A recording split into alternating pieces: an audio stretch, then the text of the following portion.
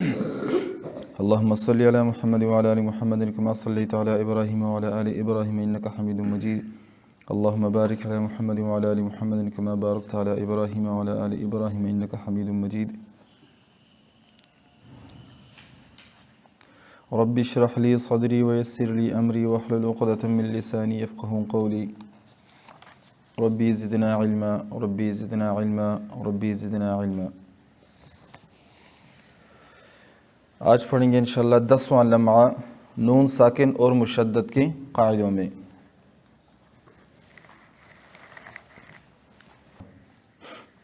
10واں لمحہ نون ساکن اور مشدد کے قاعدوں میں. چھٹے لمحے کی شروع میں لکھ چکا ہوں کہ تنوین بھی نون ساکن میں داخل ہے، وہاں پھر دیکھ لو، مگر ان قاعدوں میں نون ساکن کے ساتھ تنوین کا نام بھی آسانی کے لیے دیا جائے گا. نون ساکن اور تنوین یہ دونوں ایک ہے، اس لیے کہ تنوین میں بھی نون ساکن ہی آتا ہے. جیسے با دو زبر بن، ہم اس کو پڑھتے ہیں بانون زبر بن کی طرح، ٹھیک ہے؟ تو تنوین بھی نون ساکن ہی میں شمار ہوگا. قاعدہ نمبر 1، نون اگر مشدد ہو تو اس میں غنہ ضروری ہے. نون مشدد غنہ ضروری ہے، جیسے میم مشدد میں غنہ ضروری تھا، اسی طرح نون مشدد میں بھی غنہ ضروری ہے. اور مثل میم مشدد کے اس کو بھی اس حالت میں حرف غنہ کہیں گے، اس کو حرف غنہ کہیں گے. 9ویں لمحہ کا پہلا قاعدہ دیکھ لو. 9ویں لمحہ کا پہلا قاعدہ کون سا ہے؟ ہاں ابھی پڑھا نا، میم مثل میم مشدد کے. تو پہلا قاعدہ 9ویں لمحہ کا پہلا قاعدہ میم مشدد کا ہے نا. اچھا، قاعدہ نمبر 2، اس کی مثال ان. قاعدہ نمبر 2، نون ساکن اور تنوین کے بعد اگر حروف حلقی میں سے کوئی حرف آئے تو وہاں نون کا اظہار کریں گے. کیا کریں گے؟ اظہار کریں گے. اظہار کیا ہے؟ کہ غنہ نہیں ہوگا اور نون اپنے مخرج سے ادا ہوگا. جیسے میم کا اظہار ہم نے پڑھا تھا، میم کا اظہار بھی یہی ہے. میم پڑھیں گے، آواز خیشوم میں نہیں جائے گی اور ایک الف کے مقدار بھی ادھر نہیں رکنا. جب میم مشدد آئے گا یا نون مشدد آئے گا اس میں غنہ ہوگا. نون ساکن اور میم ساکن میں نہیں ہوگا. لیکن نون ساکن میں شرطیں ابھی آئیں گی آگے، اس کو یاد رکھنا ہے. جیسے را میں را ساکن، اس سے پہلے ساکن، اس سے پہلے زیر، اس میں شرطیں تھیں نا، حرف مستعلیہ نہ ہو، 2 کلمہ میں نہ ہو، ایسے وغیرہ. اس میں بھی وہی شرطیں آئیں گی. نون ساکن اور تنوین کے بعد اگر حروف حلقی میں سے کوئی حرف آئے گا تو وہاں نون کا اظہار کریں گے، یعنی ناک میں آواز نہ لے جائیں گے اور غنہ بھی نہ کریں گے. ٹھیک ہے، اس کو اظہار کہتے ہیں. اظہار کس چیز کو کہتے ہیں؟ آواز خیشوم سے ادا نہیں ہوگی اور ایک الف کے مقدار نہیں رکنا. ادھر آواز خیشوم میں نہ جانے کا مطلب یہ کہ غنہ نہیں ہوگا، غنہ بھی نہیں ہوگا اور ایک الف کے مقدار رکنا بھی نہیں ہوگا. اس کو اظہار کہتے ہیں، یعنی ناک میں آواز نہ لے جائیں گے. اظہار کا مطلب ابھی بتا رہے ہیں. اظہار کا مطلب کیا ہے؟ یعنی ناک میں آواز نہ لے جائیں گے اور غنہ بھی نہ کریں گے.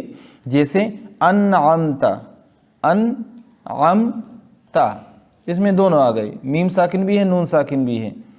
انعمتا، ٹھیک ہے، ایسے پڑھیں گے، اس کو اظہار کہتے ہیں. اور سواء علیہم، سواء علیہم، اور سکتہ بھی نہیں کریں گے، سکتہ نہیں کریں گے. انعمت علیہم، اور اسی طرح سواء علیہم، سواء علیہم، اسی طرح پڑھیں گے. نہ رکنا ہے نہ اس میں غنہ کرنا ہے. اس اظہار کو اظہار حلقی کہتے ہیں. کیوں؟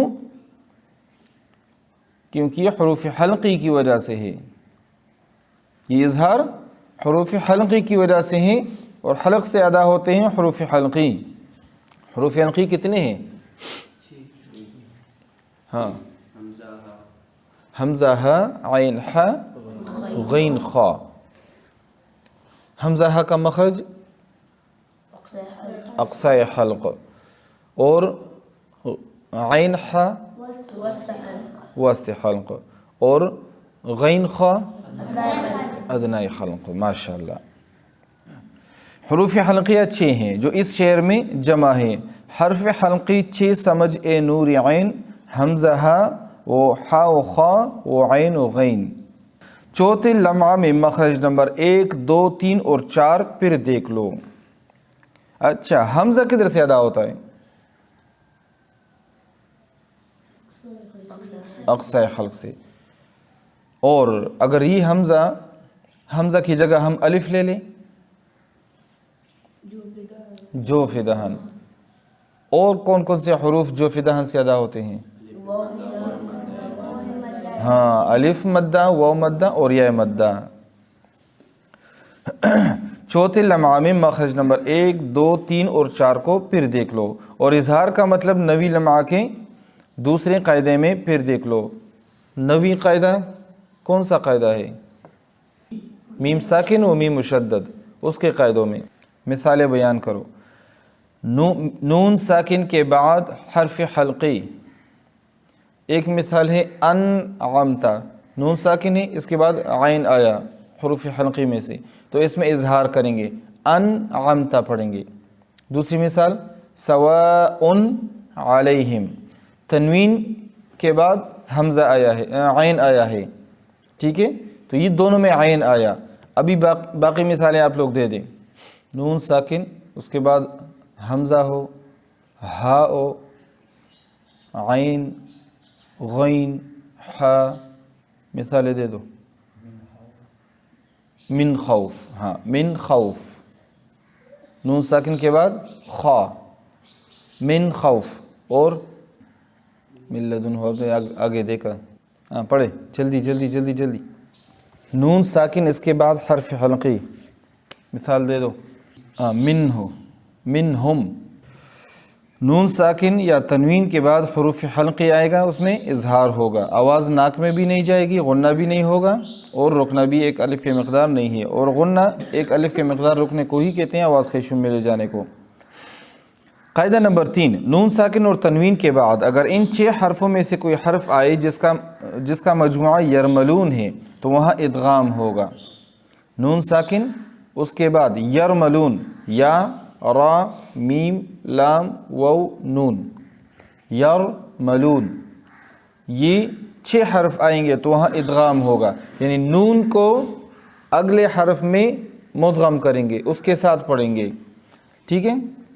اور کیسے پڑھیں گے؟ من لدن ہو، من لدن ہو. اور دوسرا برقی یجعلون. اور لیکن اس میں بھی ایک شرط ہے، اس میں بھی ایک شرط ہے، آگے پڑھتے ہیں.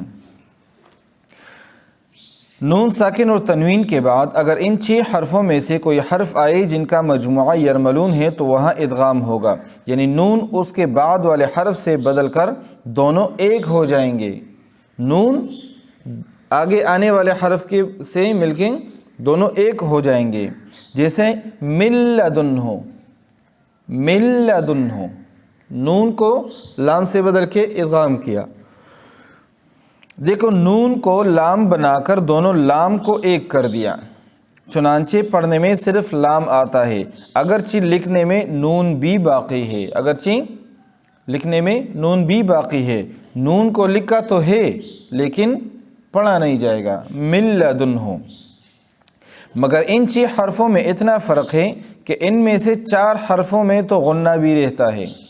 4 حرفوں ینمو، یا، نون، میم، واو، اس میں ادغام مع الغنہ ہوگا، ادغام مع الغنہ ہوگا، اور باقی میں ادغام بلا غنہ ہوگا. کیسے؟ اور یہ غنہ مثل نون مشدد کے بڑھا کر پڑھا جاتا ہے. اور ان چاروں کا مجموعہ ینمو ہے، جیسے من یؤمن، تو اس میں غنہ بھی ہوگا، ادغام ہوگا، نون کو یا کے ساتھ ملا کے پڑھیں گے، ادغام بھی ہوگا اور غنہ بھی ہوگا، دونوں ہوں گے، ادغام اور غنہ دونوں ہوگا. ینمو حروف میں یا، نون، میم اور واو. تو تو من युमिनु पढ़ेंगे। कैसे पढ़ेंगे? मन युमिनु। और बरक़ुन यजअलून। इसके बाद या की मिसाल उन लोगों ने दी, नून का मिसाल पेश करो। मिन नबिय्यिन, मिन नबिय्यिन, ठीक है। उसके बाद मीम, मिम्मन, मिम्मन, मिन मन है तो मिम्मन बन गया। नून को मीम से बदला और गुन्ना किया, उस पर मुशद्दद करके उस पर गुन्ना किया, मिम्मन युमिनु, ठीक है। और वो मिवाल, मिवलियन, मिवराइहिम, ठीक है ना। तो ये इन चारों हरूफ में गुन्ना इदगाम मगल गुन्ना होगा, यानी इदगाम भी होगा और गुन्ना भी होगा। इसके अलावा दो हरूफ है लाम और रा, ये रह गए, इसमें इदगाम बिला गुन्ना होगा, जैसे मिल्लदुन हो। कैसे? मिल्लदुन हो, उसमें नून मिल्लदुन हो नहीं पढ़ेंगे, मिल्लदुन हो नहीं पढ़ेंगे, गलत होगा। और अशहदु अन ला इलाहा नहीं पढ़ेंगे। कैसे पढ़ेंगे? अशहदु अल्ला इलाहा, नून मुकम्मल ख़त्म हो जाएगा। अशहदु, अशहदु अल्ला इलाहा, अशहदु अन ला इलाहा नहीं, ठीक है ना। मुहम्मदुर रसूलुल्लाह, मुहम्मदुन रसूलुल्लाह लोग पढ़ते हैं, गलत है। मुहम्मदुर रसूलुल्लाह, तन्वीन है उसके बाद रा आया है, तो तन्वीन में जो नून है उसको रा से बदल के रा ही पढ़ेंगे, नून खज़फ हो जाएगा, ख़त्म हो जाएगा। मुहम्मदुर रसूलुल्लाह, मुहम्मदुन रसूलुल्लाह गलत है, ठीक है। बात समझ आ गई? अज़ान को कैसे पढ़ेंगे? अशहदु अल्ला इलाहा और मुहम्मदुर रसूलुल्लाह। तो ये लाम और रा, इसमें इदगाम बिला गुन्ना होगा, और यनमु हरूफ में इदगाम मअल गुन्ना होगा, मअल गुन्ना होगा। उन चारों का मजमुआ यनमु है, जैसे मन युमिनु, बरक़ुन यजअलून, इदगाम वगैरह ज़ालिक। और इसको इदगाम मअल गुन्ना कहते हैं, इदगाम मअल गुन्ना। यनमु हरूफ जो है यरमलून में नून साकिन के बाद जब हरूफ यरमलून आएंगे उसमें इदगाम होगा, और यनमु हरूफ जो है या नून मीम वाव, इन चारों में इदगाम मअल गुन्ना होगा, और लाम और रा इसमें इदगाम बिला गुन्ना होगा। और दो जो रह गई यानी रा और लाम, उनमें गुन्ना नहीं होता, जैसे मिल्लदुन हो, मिन लदुन हो गलत होगा, मिल लदुन हो, नून को मुकम्मल तौर पे लाम पे बदल लेंगे। मिसाल ऊपर गुजरी है, इसमें नाक में ज़रा भी आवाज़ नहीं जाती। कैसे?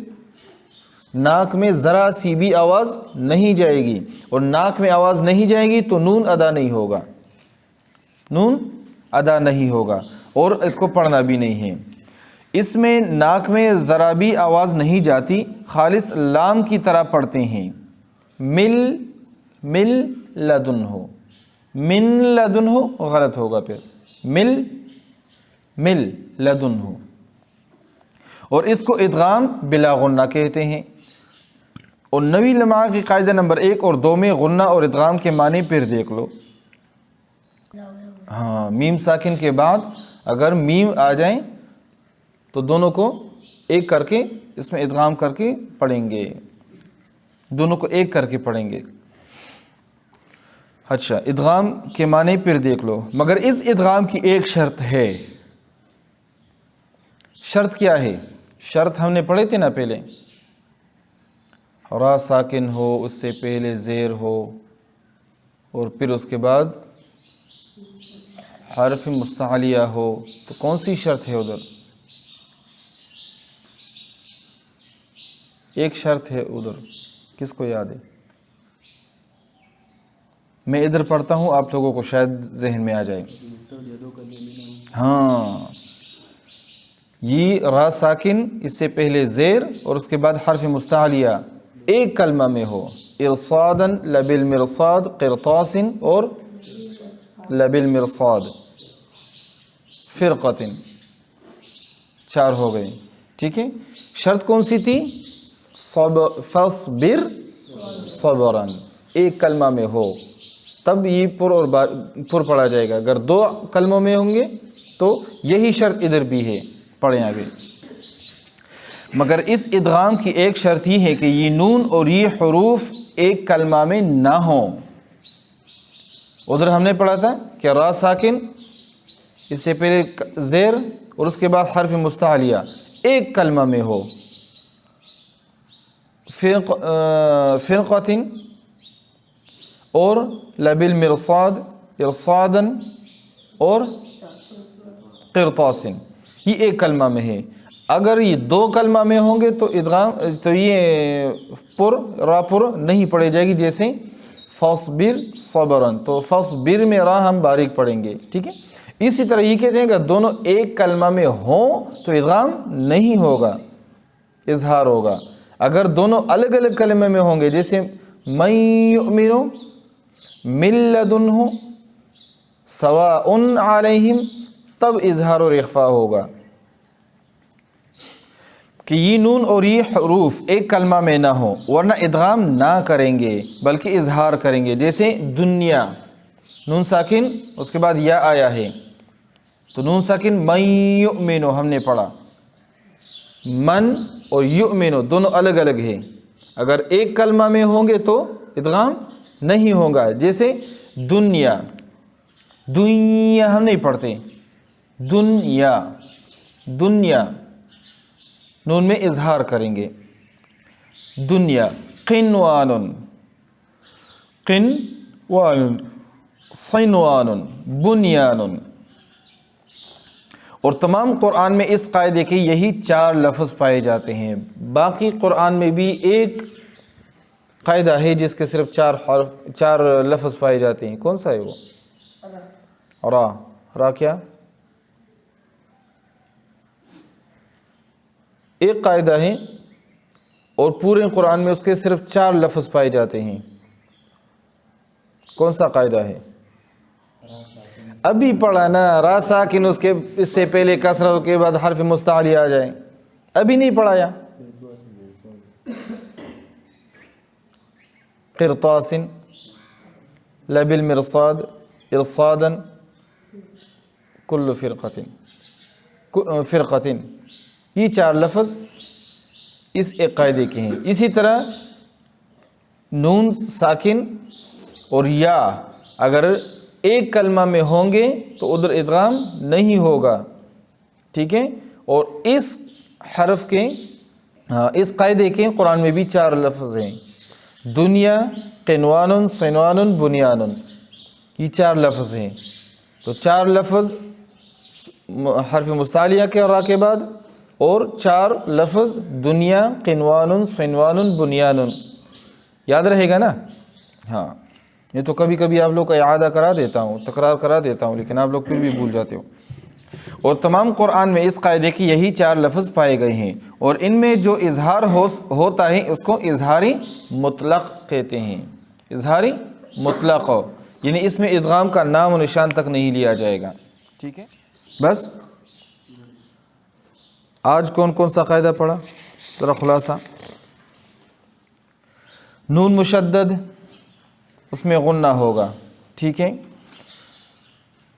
اور نون مشدد یا نون ساکن، نون ساکن یا تنوین، اس کے بعد حرف مستعلی، حروف حلقی میں سے کوئی حرف آئے گا تو اظہار ہوگا. کیا ہوگا؟ اظہار ہوگا، ورنہ اخفا ہوگا. اور اس کو اظہاری حلقی کہتے ہیں. تیسرا قاعدہ، نون ساکن اور تنوین کے بعد حروف یرملون آ جائیں تو وہاں ادغام ہوگا. حروف یرملون، نون ساکن کے بعد حروف یرملون آئیں گے تو ادھر ادغام ہوگا۔ پھر یہ ادغام دو قسم پر ہے، ایک وہ جس میں غنہ ہوگا اس کو ادغام مغل غنہ کہیں گے، دوسرا وہ جس میں غنہ نہیں ہوگا اس کو ادغام بلا غنہ کہتے ہیں۔ اور یہ چار حروف میں ادغام مغل غنہ ہوگا، ینمو حروف، اور لام اور را میں ادغام بلا غنہ ہوگا، ٹھیک ہے۔ اسی طرح ایک شرط اس کی یہ ہے کہ یرملون، حروف یرملون کا ایک شرط ہے، نون ساکن اس کے بعد حروف یرملون میں یا اگر نون ساکن کے بعد یا آ جائے اس میں بھی ادغام ہوگا نا، ادغام مغل غنہ ہوگا، جیسے من یؤمن، ٹھیک ہے، برق یجعلون۔ لیکن اس میں شرط یہ ہے کہ یہ نون ساکن اور یہ یا دونوں الگ الگ کلمہ میں ہو، جیسے من یؤمن، من یؤمن کو من یؤمن پڑھیں گے، اگر یہ نون ساکن اور یا دونوں ایک کلمہ میں آئیں گے تو ادھر ادغام نہیں ہوگا۔ اور اس شرط کے قرآن میں صرف 4 حروف پائے جاتے ہیں، کون کون سے ہیں؟ دنیا، قنوان، صنوان، بنیان، ٹھیک ہے۔ یہ آج کا خلاصہ ہو گیا۔